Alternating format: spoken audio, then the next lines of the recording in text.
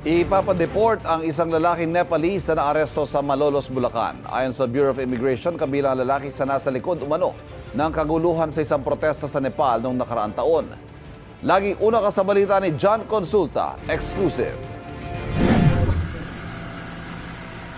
Tuluyang na-corner ng PNP at BI Fugitive Search Unit sa Malolos, Bulacan ang 30 anyos na Nepalese national na wanted ng Interpol.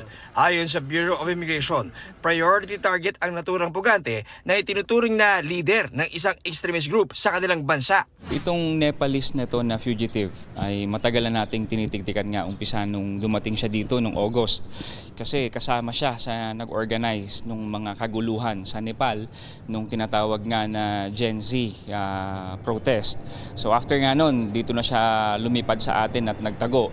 You're being arrested. Di raw madali ang pag-track sa pugante na kahit narito na sa ating bansa ay tuloy pa rin sa pagkaplano para maghasik ng kaguluhan sa kanilang bansa base sa mga email na nakuha sa kanya. Napaka-elusive niya, although madalas siyang mag-post sa social media niya kasi nga dahil ito dun sa mga online propaganda niya. Based sa Interpol diffusion na natanggap natin, sinasabing isa sa mga leader nitong extremist group sa Nepal kung saan siya ay naghihimok ng mga kabataan sa Nepal upang gumawa ng kaguluhan at sinasabi din na may plano silang patayin ng mga opisyal na Nepal at nalaman itong email na ito ay nanggaling sa kanya.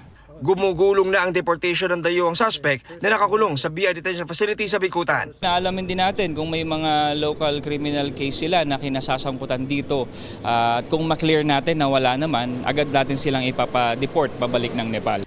Ito ang unang balita. John Consulta para sa GMA Integrated News. Kapuso, huwag magpapahuli sa latest news and updates. Mag-iuna ka sa balita at mag-subscribe sa YouTube channel ng GMA Integrated News.